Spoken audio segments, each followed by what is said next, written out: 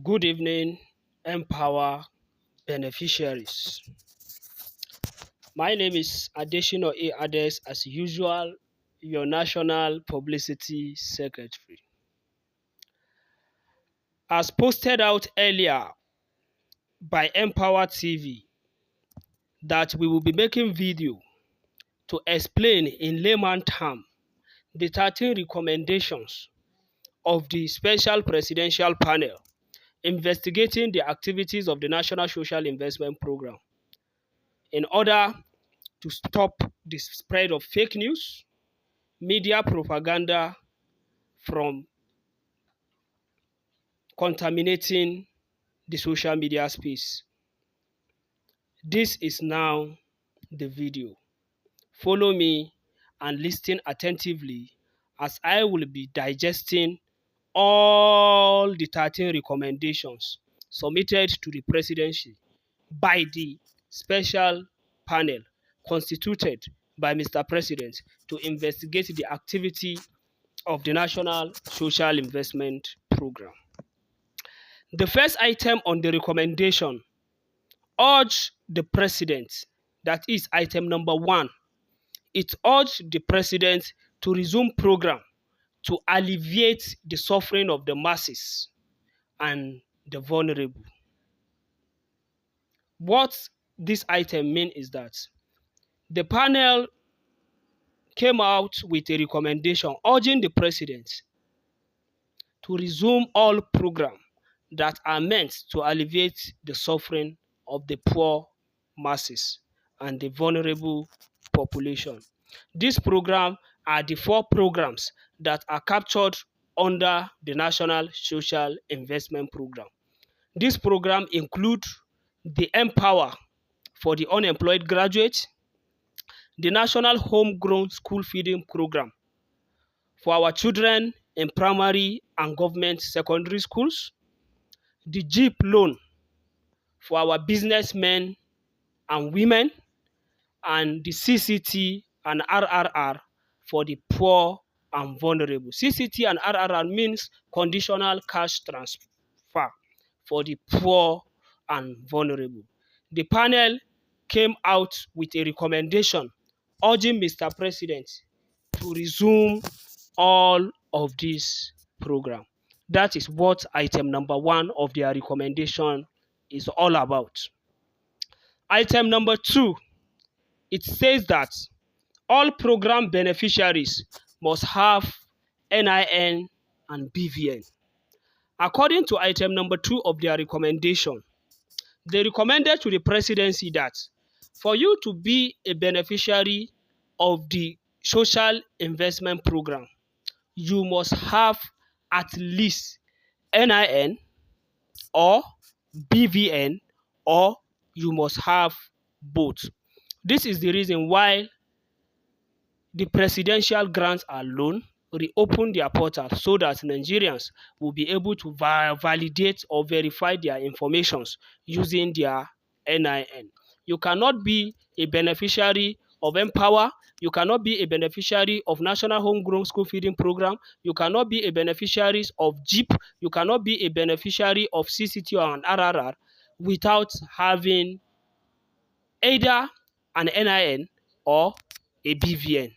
And even presidential grant and loan, you cannot get that money without your NIN or BVN being duly verified. So beneficiaries of any program, beneficiary of any intervention by the government must have NIN or BVN. So it is time for each and every one of you out there to go and make sure you have NIN or update your NIN or your BVN. This is what the second item of their recommendation is all about. The third item on their recommendation says that expand the use of NIN in various beneficiaries register. Expand the use of NIN in various beneficiaries register. I think I have already explained this one in the previous item, but let me still explain it again in 30 seconds. Expand the use of NIN in various beneficiaries register. What they are trying to tell us is that any register be it that of Npower, be it that of social register, whether it is CCT or RRR register, NIN is now a must. You must use NIN in anything that has to do with government intervention. That's why they say expand the use of NIN in all or in various beneficiaries register. It is on this note I want to inform all Empower beneficiaries that you should be at alert at any time. Government may even reactivate Nasim portal and ask all Empower beneficiaries to input their NIN so as to verify their details. Thank you. Item number 4, payment should continue but under strict oversight. According to item number 4 of their recommendation, they said there should be continuation of payment but under strict oversight. What this number 4 recommendation is saying is that payment to CCT and RRR beneficiaries should continue. Payment to Empower beneficiaries should continue. Payment to JIP beneficiaries should also continue. But this payment must be under strict oversight. That is, the payment must be under heavy monitoring. People or agencies should monitor the payment process to avoid fraud or corruption. I think this is a good news to each and every Empower beneficiary because very soon payment is going to start again, as the panel have already recommended to the presidency that payment to previous beneficiaries should continue but under strict oversight, that is under strict supervision. The next item on the agenda says that convene a steering committee under the Minister of Finance to oversee all NCIP program.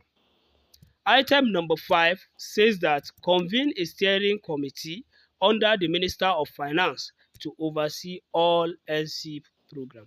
This recommendation has actually generated controversy, most especially between Federal Ministry of Humanitarian Affairs and Federal Ministry of Finance.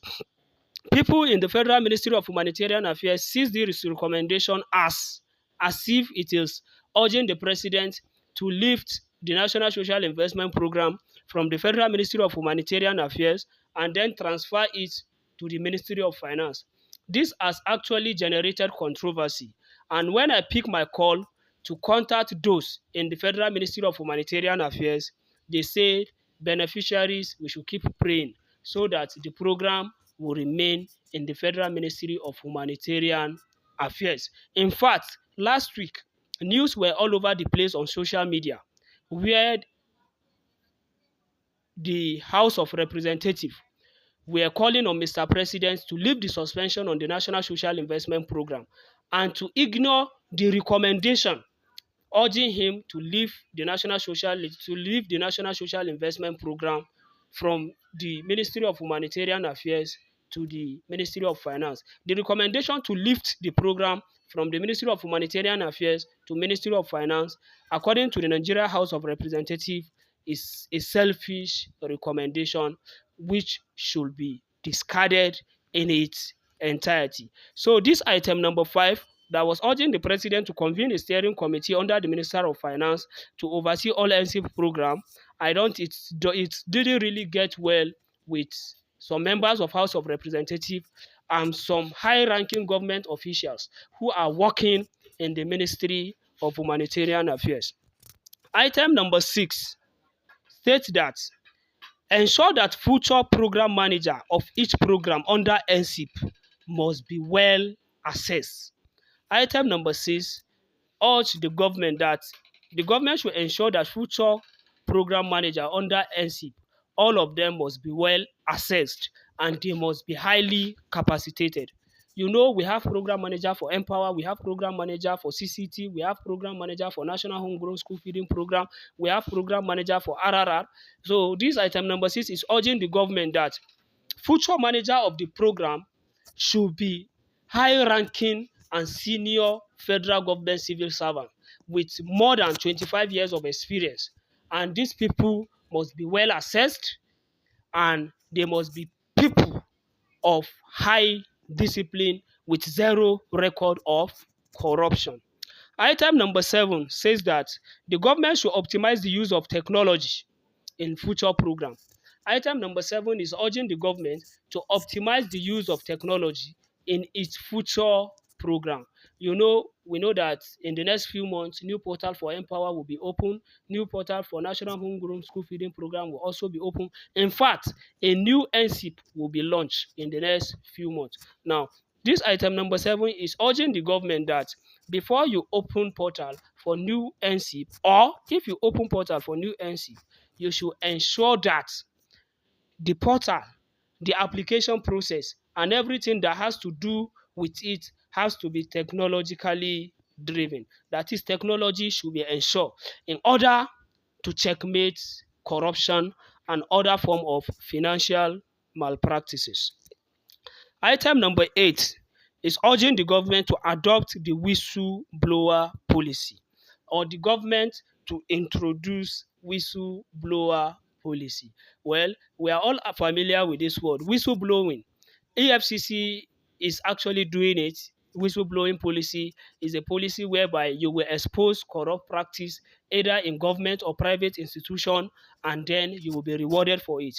Now, item number 8 is urging the government to introduce whistleblower policy in the management and coordination of the National Social Investment Program, so that people will be able to expose corruption and corrupt practice in future administration of the National Social Investment Program. All these recommendations are being given to the presidency so that there will be transparency as we move forward with our social investment program in this country. Item number 9 says that determine the future of INSIPA by advocating for a proper review and amendment of INSIPA Act. Item number 9 is urging the government to determine the future of INSIPA by advocating for a proper review and amendment of INSIPA Act. We know that INSIPA is now an agency that has been signed under the law by the National Assembly. It was signed, I think, last year in 2023, shortly before President Muhammadu Buhari left office. Now, this item number 9 is urging the government to review the act. The act that set up the National Social Investment Program Agency should be reviewed so as to make some amendment and changes to the act that forms the agency. INSIPA is the agency that is overseeing the activity of NSIP, National Social Investment Program. The National Social Investment Program and the programs, while INSIPA is the agency that is monitoring their activities. Now, the act that form INSIPA should be brought under review, and it should be amended according to item number 9 of the recommendation of the Special Presidential Panel to President Bola Ahmed Tinubu. Number 10, they recommended to the president that there should be continuous updates and expansion of the social register so as to gain public trust. According to this, that the management of the National Social Investment Program should be able to give weekly or monthly updates on their activities so that the program will regain its public trust. That is, people who are managing Npower, those who are managing National Homegrown School Feeding Program, the management of JIP, the management of CCT and RRR should be able to be updating Nigerian on a weekly basis or updating Nigerian on a monthly basis so that public trust on NSIP will be regained. Item number 11, urge the government to carry out program impact assessment. What this means is that the government should be able to carry out program impact assessment in order to ascertain if the National Social Investment Program is actually helping and alleviating poverty among our poor and vulnerable. Is the program really actually reaching its target beneficiaries? Are the beneficiaries of the program, are they truly Nigerians? Are they truly human beings? Are people really being alleviated from poverty? So this is what this item mean. That is, carry out program impact assessment. Yeah, so the government should be able to assess if the National Social Investment Program is really impacting on the life of the poor and vulnerable. Item number 12 says that government should revamp the National Social Investment Program. Government should revamp the National Social Investment Program. What this item mean is that government should rejig, let me use Dr. Betta Edu's word, government should rejig the National Social Investment Program. Government should make some changes to the National Social Investment Program. And it was on the news yesterday, the Minister of Finance says that the government is trying to scale the National Social Investment Program.